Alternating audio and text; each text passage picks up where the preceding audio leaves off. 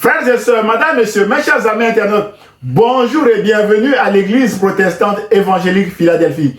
Ici votre bien-aimé, pasteur Célestin Zouga. J'ai toujours la joie de partager la parole de Dieu avec vous, mes chers amis internautes. Nous sommes toujours dans notre série de messages sur la bonté de Dieu. Mes chers amis internautes, Dieu est bon parce qu'il fait de bons choix pour nous, mes chers amis. Dieu est bon parce qu'il fraye toujours des chemins pour nous là où il n'y a pas de chemin. Dieu est bon parce qu'il nous protège. Dieu est bon parce qu'il veut constamment nous mettre à l'abri du danger. La liste des bienfaits de Dieu envers nous est infinie, mes chers amis internautes. C'est pourquoi, la semaine dernière, nous avons vu que nous devons lâcher prise et laisser le contrôle de notre vie à Dieu parce qu'il le fait très bien, mes chers amis internautes. Frères et sœurs, nous avons également vu que lâcher prise, c'est accepter le changement que Dieu veut opérer dans notre vie. Malheureusement, nous résistons souvent à ce changement en payant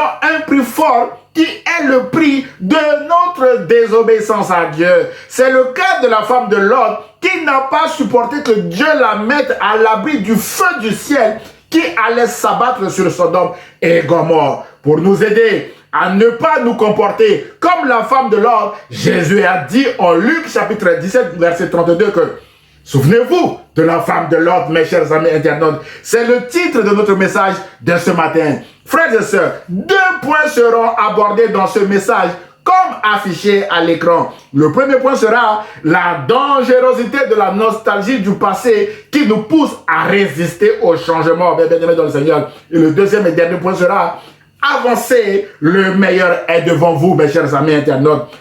Point numéro 1, la dangerosité de la nostalgie du passé. Frères et sœurs, mes chers amis internautes, c'est toujours dans un contexte bien précis que Jésus parle. Ainsi, pour bien comprendre tout le contexte de la déclaration de Jésus, nous allons faire un tour rapide de l'histoire de Sodome et Gomorrhe, mes bien-aimés dans le Seigneur. Tout d'abord, la Bible déclare en Luc chapitre 17, verset 20 à 36 que les pharisiens demandèrent à Jésus, quand viendra le royaume de Dieu?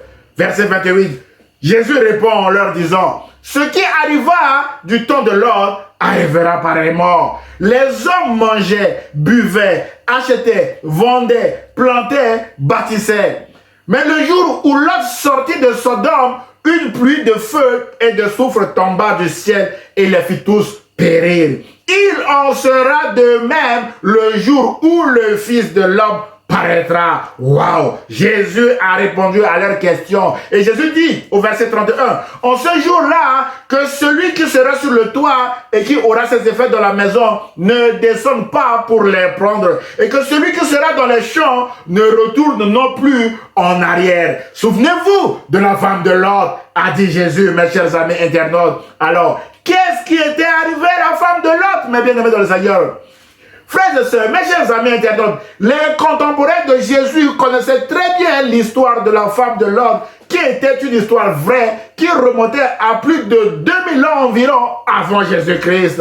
Jésus arrive et leur explique que lors de son avènement, les choses se passeront exactement de cette manière. Voilà le contexte de cette déclaration de Jésus, mes chers amis internautes. Mon frère, ma soeur, Jésus n'étant pas encore de retour, ce message nous concerne aujourd'hui, mes chers amis. Jésus a dit à l'église de Philadelphie que je viens bientôt, d'après Apocalypse chapitre 3, verset 11, mes bien-aimés. Raison de plus pour nous de nous préparer en nous souvenant aujourd'hui de la femme de Lot avec l'histoire de la destruction de Sodome et Gomorrhe. Pour cela, nous allons nous poser encore d'autres questions simples, mes chers amis internautes. Pourquoi Dieu avait-il décidé de détruire Sodome et Gomorrhe, mes bien-aimés dans le Seigneur? Dieu lui-même a répondu à cette question en Ézéchiel chapitre 16, verset 49 à 50 en disant, voici quel a été le crime de Sodome, ta sœur. Elle avait de l'orgueil, elle vivait dans l'abondance et dans une insouciante sécurité, elle et ses filles. Et elle ne soutenait pas la main du malheureux et de l'indigent. Elles sont devenues hautaines, elles ont commis des abominations devant moi. Je les ai fait disparaître quand j'ai vu cela. Mon frère, ma soeur, une forme d'orgueil devant Dieu consiste à vivre dans sa propre abondance sans se soucier des autres, sans se soucier du malheureux, sans se soucier des pauvres, sans se soucier des démunis, sans se soucier des défavorisés de sa société. C'est ce que Sodome a fait et a été détruit par le feu de Dieu, mes chers amis internautes.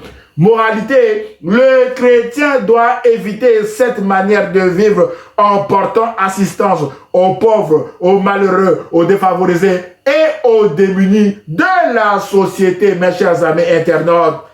Une autre question, mes chers amis internautes. Pourquoi Jésus nous demande-t-il de nous souvenir de la femme de Lot, mes bien-aimés?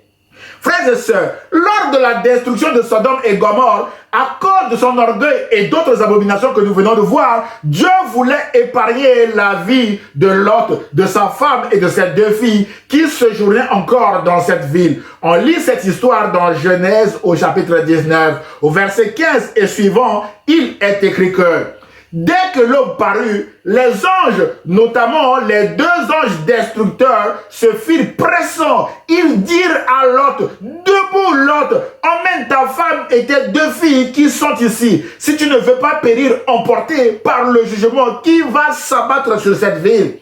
Comme Lot hésitait encore, les deux hommes les prirent de force par la main, lui, sa femme et ses deux filles, et les entraînèrent hors de la ville, car Dieu voulait les épargner. Waouh, la bonté de Dieu, mes chers amis internautes. Ils ont été pris de force, mes bien-aimés, pour leurs propres intérêts, mes chers amis, frères et sœurs. Verset 17. Une fois hors de la ville, l'un des hommes lui dit, sauve-toi Lot, il y va de ta vie. Ne regarde pas derrière toi et ne t'arrête nulle part dans la plaine. Fuis vers la montagne si tu ne veux pas périr. Mes bien-aimés, et Lot s'enfuit. Verset 24. Alors l'Éternel fit tomber sur Sodome et sur Gomorrhe une pluie de soufre enflammé par un feu qui venait du ciel de l'Éternel. La femme de Lot regarda derrière elle et fut changée en statue de sel, mes chers amis internautes. Frères et sœurs, la femme de Lot était victime de sa propre désobéissance parce qu'elle avait regardé derrière elle, parce qu'elle avait probablement une certaine nostalgie de cette ville ou des biens matériels qu'elle avait pu acquérir dans cette ville et qui étaient aussi voués au feu. Voilà pourquoi, mes bien-aimés dans le Seigneur, elle s'était retournée pour regarder derrière elle à cause de ses biens matériels probablement. Mon frère, ma soeur, ça donne quoi pour nous aujourd'hui? À chaque fois que vous voulez vous inquiéter parce que les choses étaient meilleures dans le passé que maintenant, souvenez-vous de la femme de Lot, comme a dit Jésus, qui était devenue une statue de sel à cause de ses inquiétudes, mes bien-aimés dans le Seigneur. Elle s'inquiétait pour tout ce qu'elle avait laissé derrière elle, mes chers amis. Frères et sœurs, à chaque fois que vous voulez regarder en arrière pour apprécier les concombres du passé, les biens matériels que vous avez laissés pour suivre Jésus, souvenez-vous de la femme de Lot qui était devenue une statue de sel parce qu'elle était attirée par le trésor de Sodome et Gomorrhe plutôt que par Dieu, mes chers amis internautes. Frères et sœurs, à chaque fois que vous voulez critiquez la voie ou le chemin que Dieu vous a tracé, souvenez-vous de la femme de Lot qui n'avait pas voulu regarder droit devant elle sur le chemin que Dieu lui avait tracé, mes bien-aimés, afin de l'épargner du jugement de Sodome et Gomorrhe. Elle a regardé derrière elle et elle avait péri, mes chers amis internautes. Frères et sœurs, à chaque fois que vous voulez désobéir à Dieu à cause de la nostalgie du passé, souvenez-vous de la femme de Lot qui avait laissé sa famille en deuil à cause de sa désobéissance aux ordres de l'Éternel, mes chers amis internautes.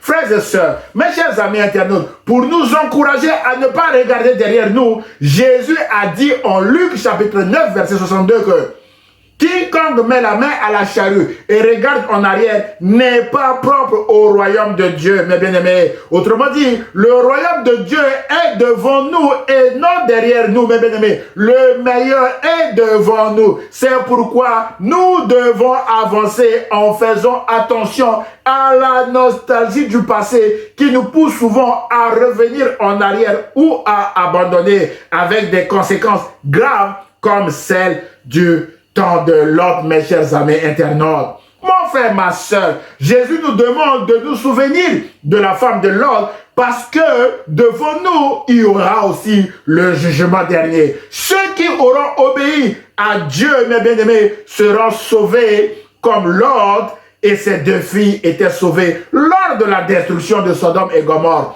Malheureusement, ceux qui auront désobéi à Dieu, comme la femme de Lot et les gens de Sodome et Gomorrhe, périront dans les temps de feu, mes chers amis internautes. Alors, que faut-il faire pour être sauvé, mes chers amis internautes? C'est ce que nous allons voir maintenant dans le deuxième et dernier point de ce message. Point numéro 2, avancez, le meilleur est devant vous, mes chers amis internautes. Frères et sœurs, mes chers amis internautes, l'ancien président Nelson Mandela Madiba, qui après 27 années d'emprisonnement dans des conditions difficiles, libéré et élu président de la République d'Afrique du Sud, a dit ceci sur le passé, mes chers amis internautes, je le cite. Le passé est une riche ressource sur laquelle nous pouvons puiser pour prendre des décisions pour l'avenir. Mais il ne dicte pas nos choix. Nous devrions regarder en arrière et sélectionner ce qui est bon et laisser derrière nous ce qui est mauvais. Dit le président Madiba, mes bien-aimés dans le Seigneur. Fin de citation. Mon frère, ma soeur, Jésus n'est pas contre le passé. En effet, si Jésus nous a dit de nous souvenir de la femme de Lot, c'est pour nous aider à faire le tri dans notre passé, à prendre ce qui est bon et à laisser derrière nous ce qui est mauvais, comme l'a dit l'ancien président Madiba, mes chers amis internautes.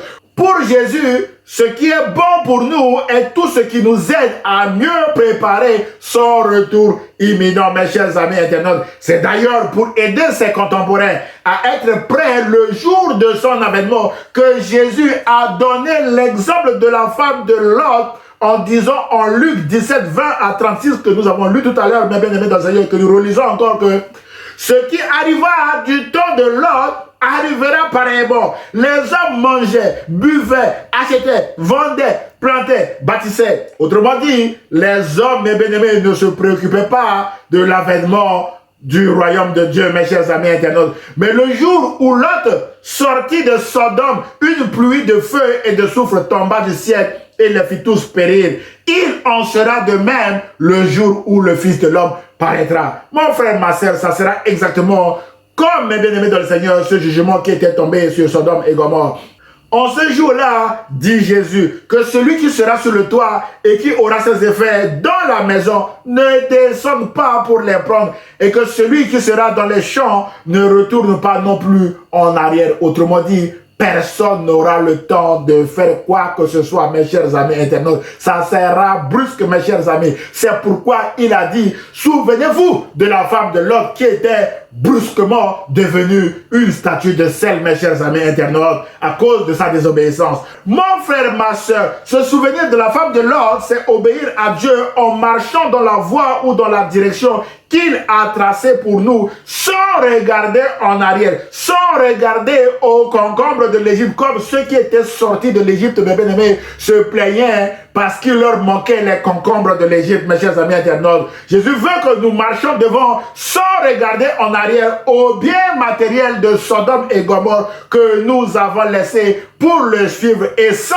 regarder au trésor de ce monde, car là où est ton trésor, là aussi sera ton cœur, mes bien-aimés dans le Seigneur, d'après Matthieu chapitre 6, verset 21, mes chers amis internautes. Autrement dit, vous ne pouvez pas servir Dieu avec un cœur partagé entre les biens matériels de Sodome et Gomorrhe d'un côté et Dieu de l'autre, mes chers amis internautes. Jésus a dit en Matthieu chapitre 6, verset 24 que nul ne peut servir deux maîtres, car ou il haïra l'un et aimera l'autre, ou il s'attachera à l'un et méprisera l'autre. Vous ne pouvez servir Dieu et maman, a dit Jésus. Voilà pourquoi la femme de Lot a craqué à cause des biens matériels qu'elle a laissés à Sodome et Gomorrhe et a laissé aussi sa famille en deuil, mes chers amis internautes. Mon frère, ma soeur, je ne connais pas ce qui prend la première place dans votre cœur en ce moment,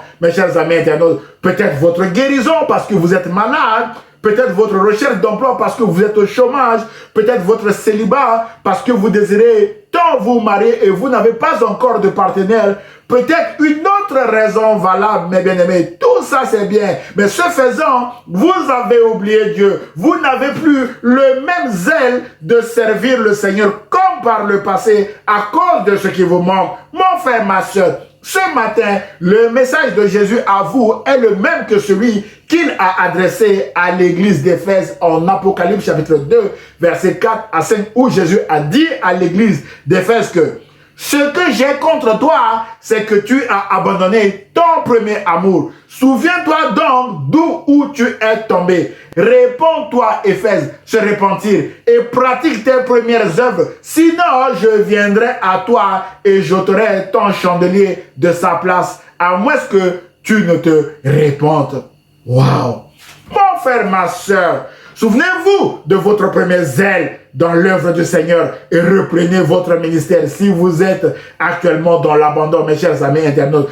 Dieu veut que vous écoutez sa voix aujourd'hui. Dieu veut que vous lui laissez la première place dans votre cœur. Et Dieu veut que vous marchiez désormais dans sa volonté, mes chers amis internautes. Rappelez-vous que Jésus a dit en Matthieu chapitre 6, verset 33 que cherchez premièrement le royaume et la justice de Dieu et toutes ces choses vous seront données par-dessus. Autrement dit, ayez à nouveau le regard fixé sur Jésus qui vous donnera la vie éternelle et toutes ces choses par-dessus, mes chers amis internautes. Souvenez-vous de la femme de Lot qui avait les regards tournés vers les biens matériels de Sodome et Gomorrhe et qui était devenue une statue de sel. Mes chers amis internautes, frères et sœurs, les biens matériels de ce monde sont passagers. Beaucoup d'hommes et de femmes ont déjà quitté cette terre en laissant derrière eux de l'or, de l'argent, des biens mobiliers et immobiliers. Au rang de ces personnes, nous pouvons citer ce matin la femme de Lot, mes bien-aimés. C'est pourquoi l'apôtre Paul disait aux Philippiens que moi, circoncis le 8e jour, de la race d'Israël, de la tribu de Benjamin, hébreu, né d'hébreu, quant à la loi, pharisien, quant aux zèles, persécuteurs de l'Église, irréprochable à l'égard de la justice de la loi. Mais ces choses qui étaient pour moi des gains, je les ai regardées comme une perte à cause de Christ.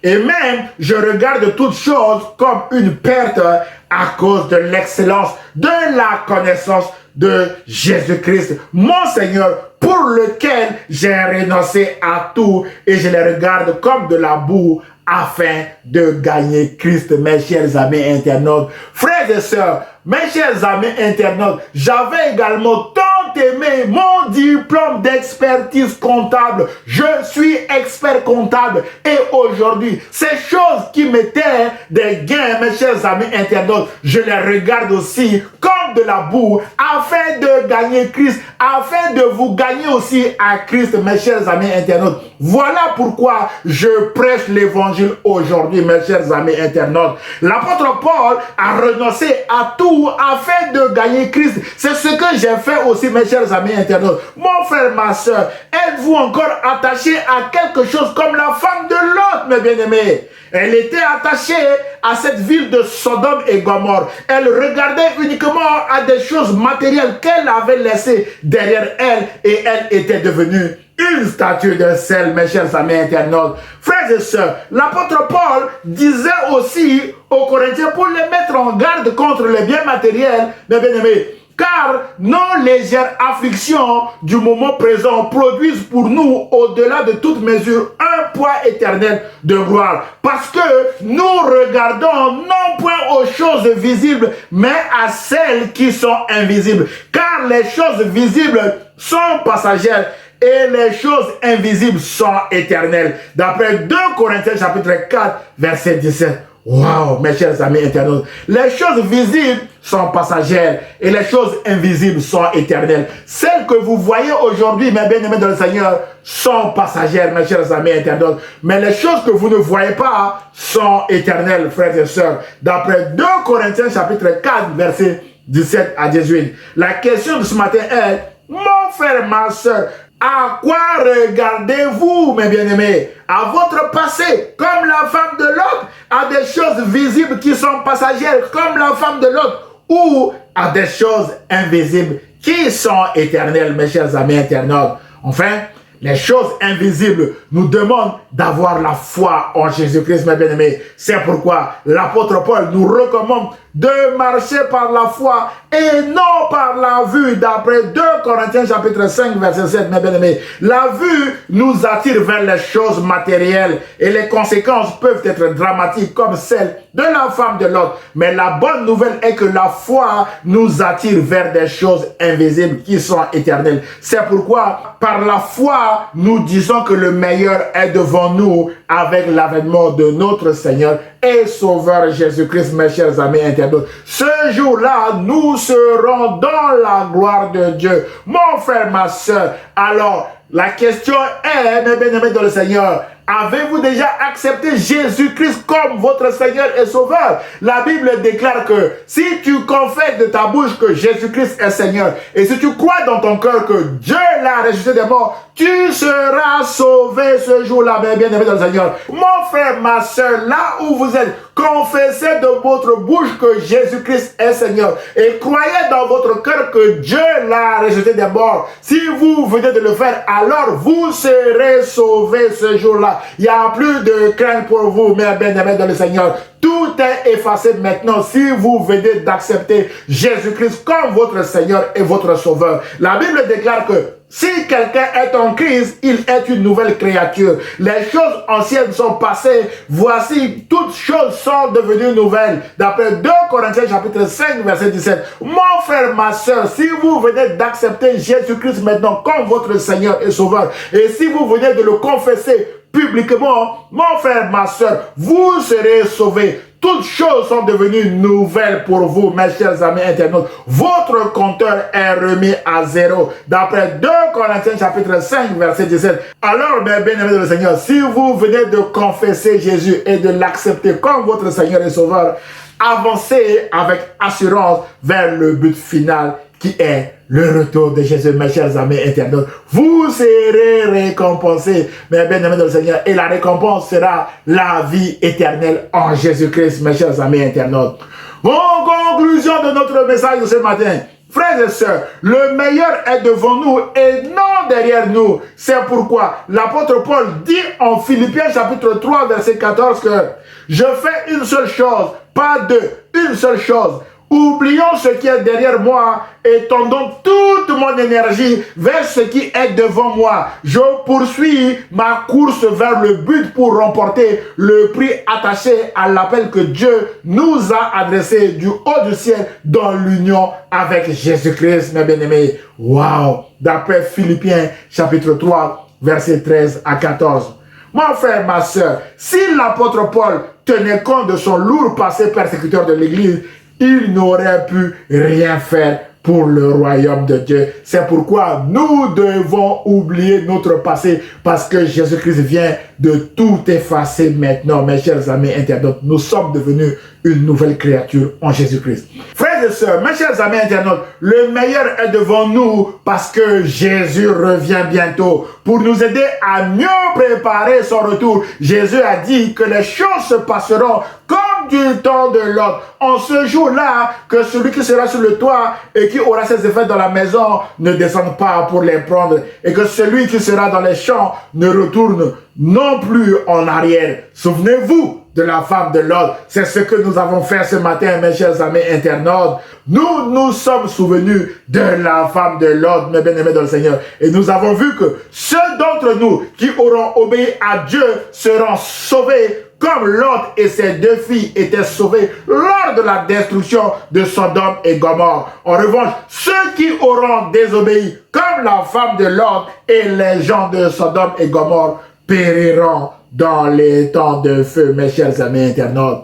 Mon frère, ma soeur, rien n'est encore tard. Vous pouvez encore changer de direction maintenant. Jésus est la solution. Si vous acceptez Jésus-Christ maintenant comme votre Seigneur et Sauveur, vous serez sauvés. Alors, confessez vos péchés, demandez pardon à Dieu à travers le sang de Jésus-Christ qui vous purifie de tout péché et prenez la décision de marcher dans la voie de Dieu, mes chers amis internautes. C'est ainsi que vous ne serez pas surpris comme la femme de Lot, mes bien-aimés, a été surprise et vous serez prêts pour le jour du Seigneur. J'ose espérer que ce message vous a fait du bien. Alors, aimez-le, commentez-le et partagez-le à vos proches, mes chers amis internautes. Prions le Seigneur.